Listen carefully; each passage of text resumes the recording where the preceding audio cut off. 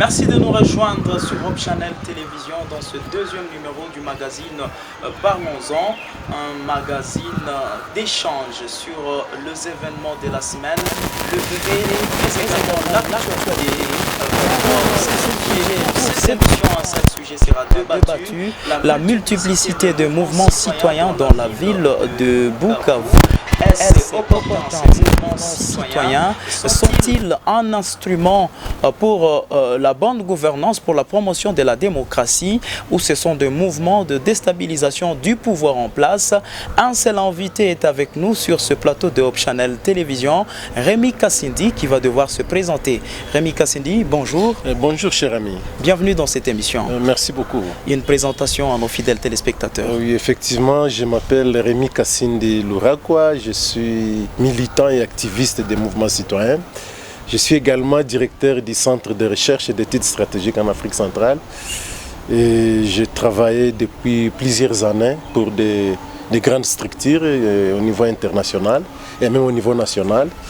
Et pour le moment, je me suis focalisé sur la question citoyenne et donc sur les mouvements citoyens. Un invité qui s'est focalisé sur la question des mouvements citoyens. Et d'entrée de jeu, une première question, Rémi Kassindi, qu'est-ce que c'est un mouvement citoyen? Un mouvement citoyen, c'est une structure tout d'abord de partage, oui, et une structure d'interpellation, mais aussi une structure citoyenne, c'est-à-dire ou de défense des intérêts des populations ou des intérêts sociaux. C'est comme ça que nous, on voit les mouvements citoyens. En fait, ce sont des initiatives qui essaient de pallier à certaines difficultés. Et comme vous le savez, on est dans des pays à problème, et le monde est plein de problèmes.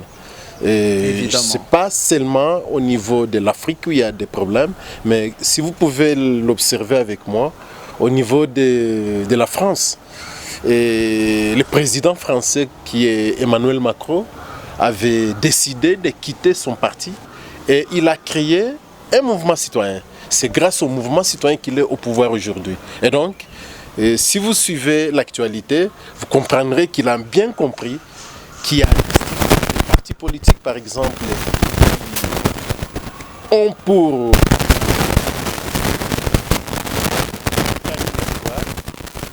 mais lui-même a compris que non, je peux gagner les pouvoirs maintenant. Et c'est là qu'il est parti vers... de l'Italie, il y a ce qu'on appelle le mouvement 5 étoiles. Le mouvement 5 étoiles, c'est un mouvement qui...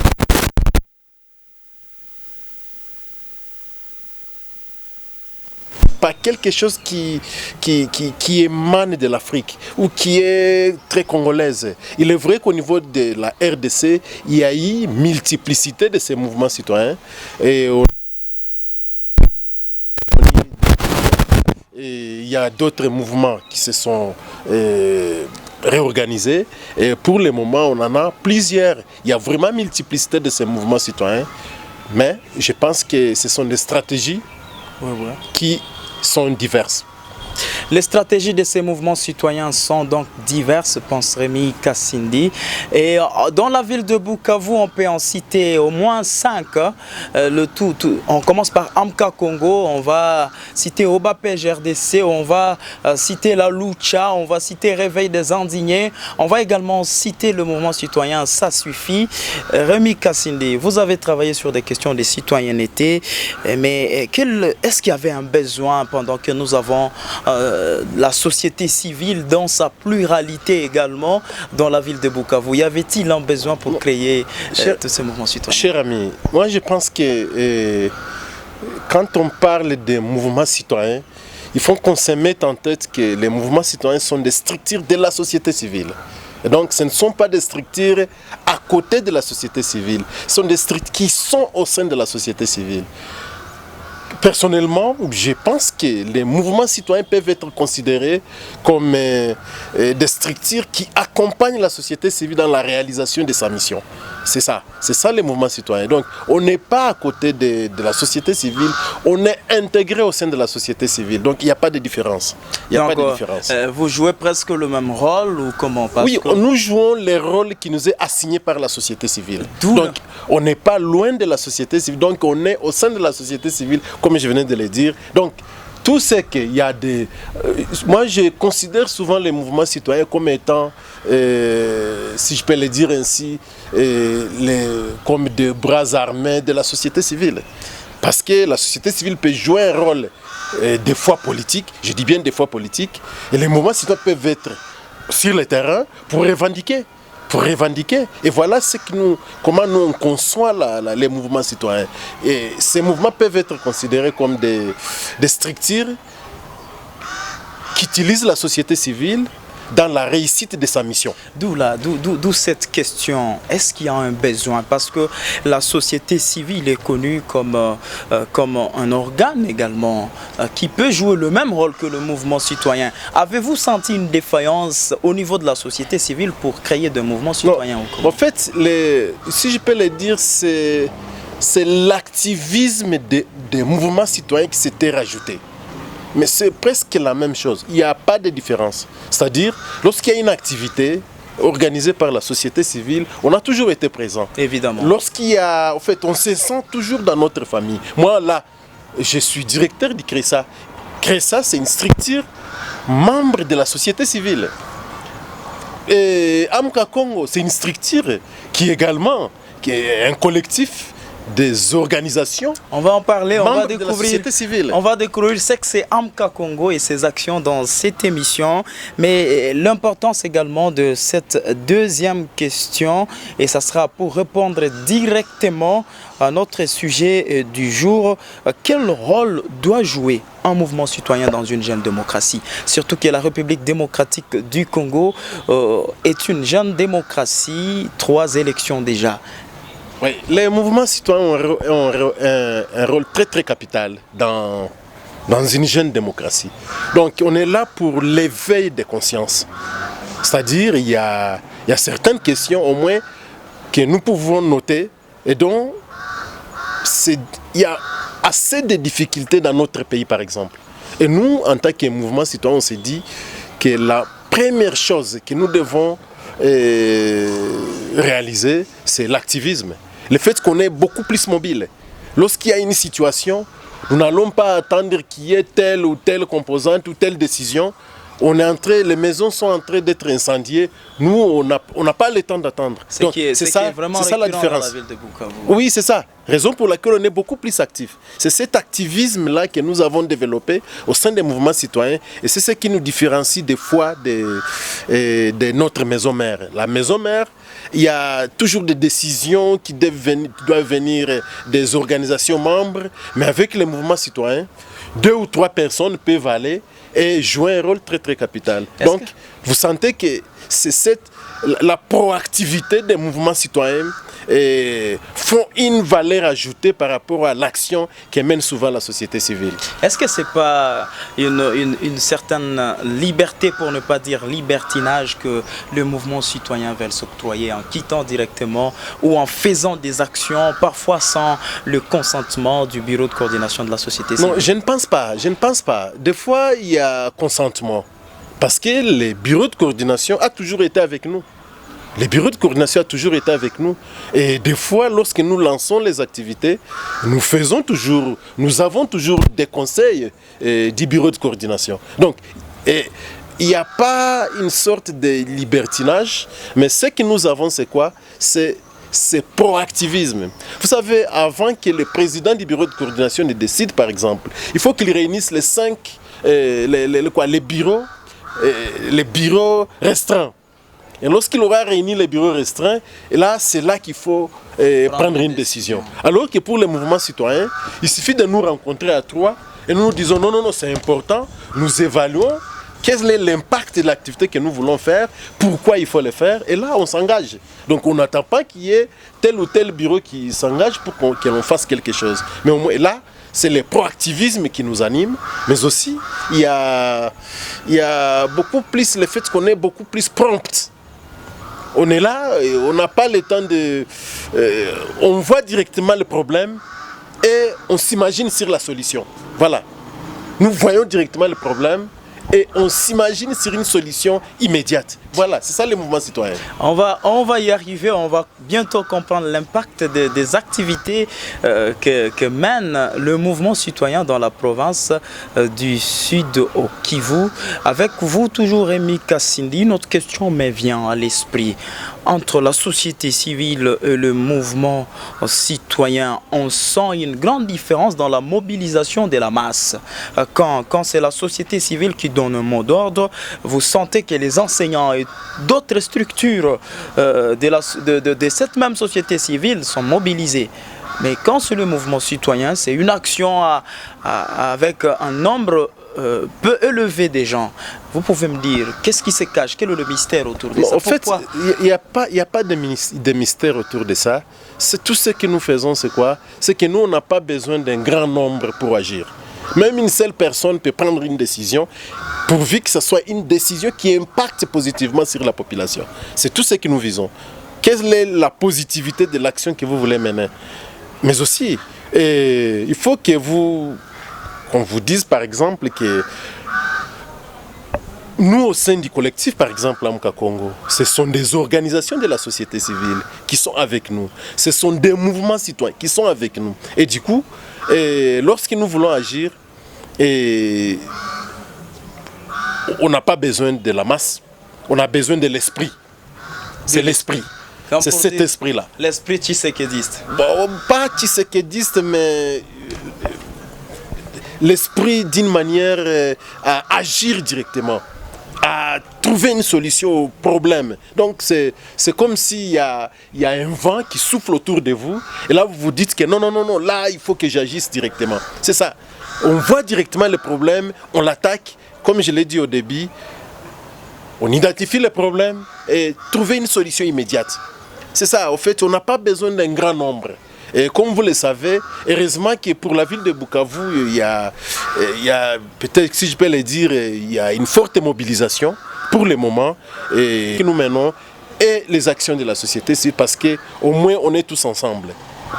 Ils sont tous ensemble dans les actions de la société civile. Il n'y a pas grande différence. Rémi Kassindi est également l'un, voire même le cofondateur, parmi les cofondateurs du mouvement citoyen Amka Congo. Pour une petite historique, qu'est-ce qui vous a motivé d'abord à créer le mouvement citoyen Amka Congo et quand, où, tout ça?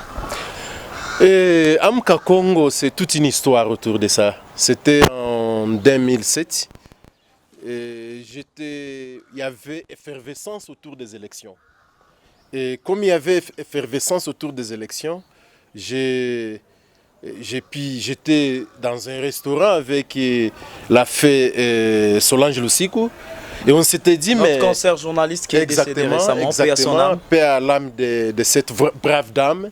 Je sais bien qu'elle nous suit là où elle est, elle comprend au moins notre combat. Si du moins les morts entendent. Oui, non, les morts sont toujours avec nous. Ouais. Et Solange qui me dit, Rémi, est-ce que nous pouvons faire quelque chose? J'ai dit, mais madame, qu'est-ce que nous pouvons faire? Non, je sens qu'il y a léthargie dans les actions de notre maison, la maison mère, donc la société civile. Est-ce qu'on peut trouver un moyen d'être beaucoup plus proactif? J'ai dit, mais tout ce que nous pouvons faire, c'est quoi? C'est de voir comment on peut travailler sur la problématique du mouvement citoyen. Alors, comme nous, on ne voulait pas avoir quelque chose qui allait créer des ennuis ou peut-être des idées, ou penser que nous sommes en train de créer quelque chose de trop parallèle à l'action de la société civile, on s'était dit, voilà, on travaille directement avec les mouvements citoyens existants, mais aussi on y associe les associations qui sont beaucoup plus actives. Et parmi les associations actives, on a ciblé directement le journal Les Souverains, qui est dirigé Madame Solange. Il y avait le CRESA, dont j'avais la direction. Il y avait d'autres amis qui étaient là, parce qu'on a invité également Adrien Zawadi, qui est venu avec nous, on a longuement discuté avec lui, on a appelé quelques étudiants, le comité des étudiants, qui sont venus se joindre à nous, mais aussi on a ajouté des jeunes qui sont venus de Goma. Parmi ces jeunes, il y a d'autres mouvements citoyens basés ou qui sont beaucoup plus actifs à Goma.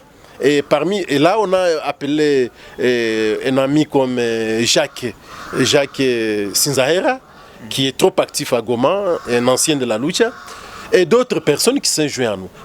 C'est là que nous avons commencé, mais on s'était dit, mais on est dans une ville qui n'a pas d'électricité, une ville qui n'a pas d'eau, une ville qui a un problème avec le système éducatif, une ville qui a des problèmes, au fait, qui n'a pas de routes. Multiples problèmes sociaux, avec multiples problèmes. Alors, qu'est-ce que nous devons faire? Ok, réfléchissons, soit on s'associe à la lucha. Voilà l'option que nous avons levée. On s'associe à la lucha ou on renforce les actions de la lucha.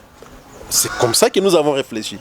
Et dans le renforcement des actions de la lucha ou de Filimbi, comme c'était les deux mouvements qui étaient beaucoup plus actifs, et on s'est décidé que non, nous créons un collectif qui peut travailler directement avec ces structures comme la lucha et collaborer avec Filimbi, la lucha et d'autres structures. Et lorsqu'on va travailler directement avec eux, et je me dis que l'impact sera visible. C'était ça l'idée. Et c'est là que nous avons commencé. Et heureusement qu'on a débuté nos activités par des petites actions. Et jusqu'à... Solange nous a quittés. On s'était dit que nous devons continuer dans le même sens. On a continué avec la mobilisation. Et là, on s'est dit, Dieu nous a écoutés. Les actions que nous avons menées ont été entendues par la population. Et les actions étant suivies par la population, on a eu une forte mobilisation autour de nous. Raison pour laquelle, pour le moment, on a Amka Congo à Panzi, qui est un noyau de ce collectif Amka Congo. On a Amka Congo à Kavumu, à Bagira, et on a d'autres structures citoyennes comme les Refodèges et beaucoup d'autres structures qui se sont jointes à l'action de Amka Congo. Donc, Amka Congo est devenu comme un phénomène qui rassemble des structures pour une action commune et proche de la population. Voilà, c'est là que nous sommes. Et pourquoi le nom Amka Congo? Est-ce que le Congo dormait? Oui, le Congo, tout à fait. Le Congo dort toujours. Parce qu'on a pris 4 noms. 4 noms. Parmi les noms, on s'était dit que comme nous sommes beaucoup plus focalisés à Bukavu, on décide de prendre le nom de Amka Congo pour les swahilophones. Et on s'était dit, non, au lieu de parler de Amka Congo, il y a moyen de parler aussi de la Mukayo Congo. En lingala, c'était ça. La Mukayo Congo. Et ça, c'est en 2000, avant, juste je pense une année avant la mort de Madame Solange. Et la Mukayo Congo. Et puis on s'était dit, non, on reste avec la Mukayo Congo, Amka Congo. Et puis on a pensé qu'il fallait prendre notre nom en français. Et on a dit, réveille-toi Congo. Et en anglais, Wake Up Congo. Et si vous lisez notre logo, il y a les quatre qui ressortent. C'est-à-dire Amka Congo, la Mukayo Congo, Wake Up Congo et Réveille-toi Congo. Et si vous voyez notre logo, on avait pris les rouges qui symbolisent les martyrs de la démocratie, les martyrs de l'alternance, les martyrs tout ce que nous avons comme héros. On a pris la couleur jaune qui symbolise la richesse. On a pris également l'autre couleur bleue et verte. Donc il y a la paix, mais aussi il y a la faune que nous avons dans ces pays. Voilà ce qu'on avait pensé. Et comme vous pouvez l'observer, c'est 4 mains qui se tiennent. Donc un swahilophone, un lingalophone, un francophone, pour ne pas citer d'autres langues du pays. Voilà, il y avait tout ça. Merci beaucoup Rémi Kassindi pour cette brève historique de la motivation qui a poussé à la création de cette structure citoyenne appelé de nos jours le collectif Amka Congo. Directement, nous passons à la deuxième partie de cette émission que nous consacrons donc à la ville de Bukavu. De nos jours, on constate ce que je appelais multiplicité de mouvements citoyens et tous organisent des actions pacifiques devant plusieurs institutions du pays, surtout dans la ville de Bukavu. C'est là pour exiger de bonnes conditions qui malheureusement parfois tournent mal, c'est-à-dire qu'il y a la police qui disperse le manifestant. Une question encore me vient à l'esprit, Rémi Kassindi. Quel impact pour toutes ces manifestations que vous organisez? Vous avez été avec la DGI, vous, Amka Congo, à la DGI, accompagné d'autres mouvements citoyens. Quel impact pour tout ce que vous faites? Bon, moi, il faut que je note directement que l'impact est vraiment positif. Pourquoi? Parce que nous avons tout d'abord éveillé la conscience de ceux-là qui ont la manette ou la direction de nos structures. Ce sont nos structures en tant que citoyens. La DGI n'appartient pas à un individu. C'est une institution congolaise. Donc, nous, on a les droits de regard par rapport à tout ce qui se passe à la DGI. L'impact de ces activités, par exemple, au début, les gens ne comprenaient pas ce que fait la DGI, par exemple. On se disait que c'est une structure qui a pour mandat de récolter nos impôts et rien que ça. Mais avec nous, on a fini par faire comprendre que la DGI a d'autres mandats, il y a eu beaucoup d'objectifs. On a tenu beaucoup de réunions avec elle. Et parmi les résultats, par exemple, on a demandé à la DGI de disponibiliser les plaques d'immatriculation des véhicules.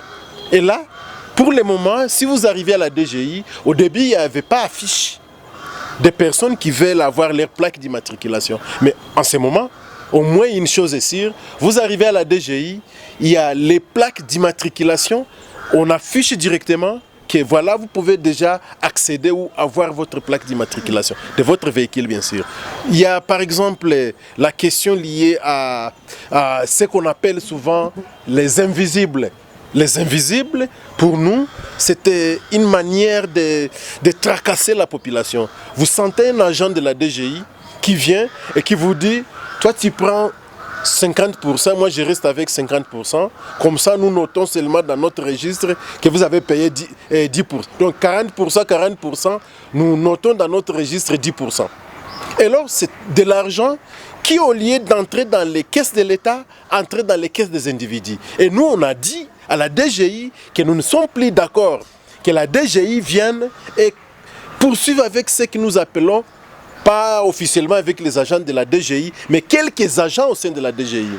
On leur a dit que nous n'acceptons plus qu'il y ait ce phénomène invisible dans notre province. Je vais poursuivre une minute. On a parlé des questions liées à la gouvernance au sein de la DGI. On leur a dit que nous savons comment les choses sont organisées dedans. Nous savons une petite magouille qui est des fois organisée dedans. Et pour le moment, ils ont reconnu certaines failles. Mais au moins, il y a des actions qui les ont permis de recadrer leur manière de travailler. Et nous, pour nous, c'était positif.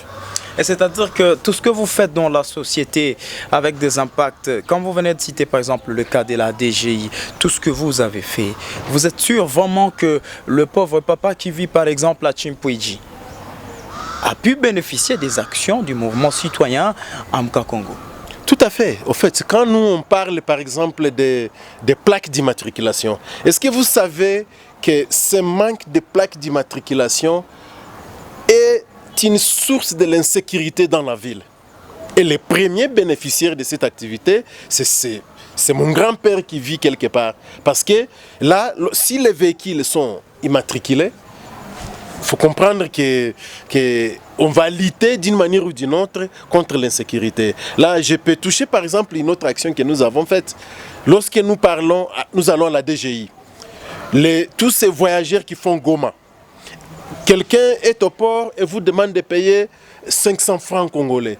vous vous posez la question de savoir pourquoi vous devez payer 500 francs congolais pour qu'on vous note sur une manifeste de la DGI. Et nous, on a dit non, on tolère plus que cet argent soit payé. Je vous annonce que même, il y avait des agents de la, pas DGI, mais DGM, au niveau de l'aéroport, quelqu'un vous demande 5 $. On a dit non, on ne peut plus accepter cela. Il y a la DGI qui a travaillé et qui a mis à la disponibilité de ces agents des bis qui sont là. Parce que nous sommes venus, nous avons demandé au directeur, voilà, il faut créer des mécanismes pour que vos agents se sentent au moins à l'aise dans leur travail. Est-ce qu'il n'y a pas une main noire derrière, disons, toutes les actions? Il n'y a pas une main noire. La main noire derrière nous, c'est cette volonté qui nous anime. C'est ça la main noire. On a une volonté qui nous anime et c'est cette volonté-là qui nous pousse à aller et à faire quelque chose. Mais aussi l'essence du patriotisme que nous avons. Parce que nous nous disons que moi personnellement, je ne peux pas quitter ce monde sans léguer quelque chose de positif pour mes enfants. Je suis né dans l'obscurité, je ne dois plus accepter que la SNEL continue à faire souffrir mes enfants. Donc c'est ça. Et qu'est-ce que vous répondez aux autorités de la ville de Bukavu qui pensent que le mouvement citoyen sont là pour déstabiliser? Bon, ça c'est une manière d'interpréter, mais au moins les autorités doivent se dire que nous sommes des partenaires fiables. Et c'est pourquoi parfois vous organisez des manifestations, il y a la police qui vous disperse à coups de gaz lacrymogène. Oui, bon, je pense que depuis l'avènement de l'alternance, il n'y a plus cette police qui nous traque. Et au moins il y a une sorte de collaboration entre nous et la police. Mais aussi, moi je dois noter que ces partenariats fiables doivent exister entre les mouvements citoyens et les autres. Ils le savent. Et ils peuvent interpréter parce qu'on ne peut pas empêcher à nos bouches de parler. Mais au moins, ils comprennent que non, les combats que nous menons, normalement, ce n'est pas à nous de les faire. Nous faisons ces combats pour les interpeller. Parce que lorsqu'il ne faut pas que quelqu'un ou qui rate son voyage pour aller à Goma parce qu'il y a une dame qui est là en train de tracasser les passagers. Concrètement, Rémi Kassindi, vous n'êtes pas là, êtes-vous là pour déstabiliser le pouvoir? Non, aider le pouvoir à asseoir son vrai pouvoir.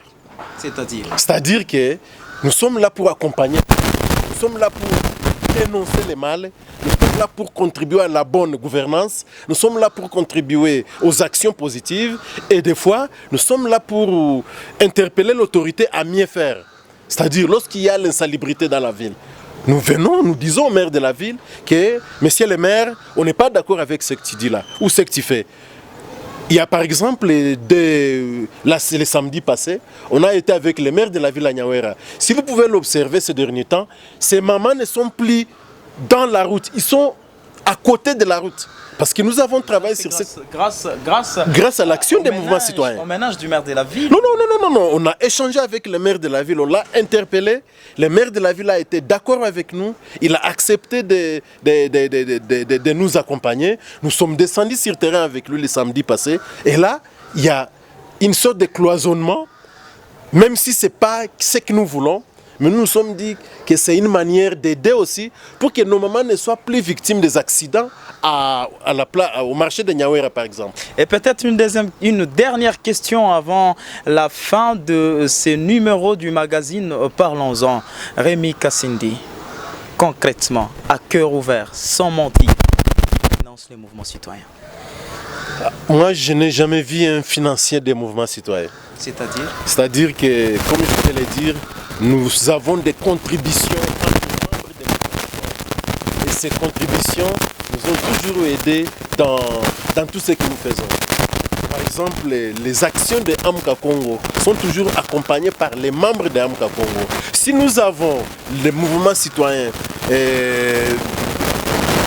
amis qui peuvent avoir des financements quelque part, ça je ne peux pas, je préfère que ce soit d'autres qui le disent. Mais pour nous au sein d'Amka Congo, nous n'avons pas de financement, nous avons la volonté et les contributions des membres que nous avons. nos membres, nos vrais membres. En répondant à cette question, ça sera peut-être votre conclusion. Certains analystes libres pensent que le mouvement citoyen n'a pas beaucoup de membres. Mais comment vous dites que c'est grâce aux contributions pendant qu'on dit que vous n'avez pas assez de membres? Par exemple, dans la ville de Bukavu, on dit qu'il y a des mouvements citoyens qui n'ont que 20 personnes. Je vais t'amener quelque part lors de nos actions. Les actions de Amuka Congo, vous les connaissez?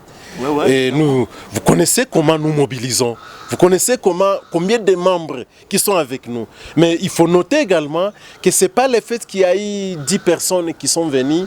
Et cela peut prouver qu'il y a seulement 10 membres. Non, on a d'autres amis qui sont des fois au travail, qui sont de cœur avec nous, mais pour des raisons professionnelles, ils ne peuvent pas participer directement, mais qui peuvent contribuer d'une manière ou d'une autre. Raison pour laquelle j'ai parlé de contributions. Ce sont même des agents de l'État qui ne sont pas d'accord avec leur manière de vivre dans leurs entreprises, qui sont nos membres, nos propres membres, qui nous fournissent des informations, qui nous fournissent des besoins, qui essaient de pouvoir à nos besoins. Donc, veuillez comprendre que Amuka Congo, par exemple, c'est vraiment une machine. Et ça, je l'ai dit, et je suis sûr que vous le savez. Nous y travaillons. Nous sommes déterminés à faire changer les choses dans cette province, et en RDC, et beaucoup plus aussi de Kivu au Nord Kivu. Merci Rémi Kassindi d'avoir répondu à nos questions sans tabou, sans commentaire. On n'a pas tiré sur le citoyen, mais on a quand même voulu que vous puissiez apporter un éclairage. Les questions que nous posons, que le téléspectateur se pose, et ça sera votre conclusion. Rémi, un dernier mot en guise de conclusion. Le dernier mot, c'est que nous devons inviter la population à avoir confiance à l'action des mouvements citoyens. Deuxièmement, nous devons comprendre que les mouvements citoyens ne sont pas des enfants rebelles.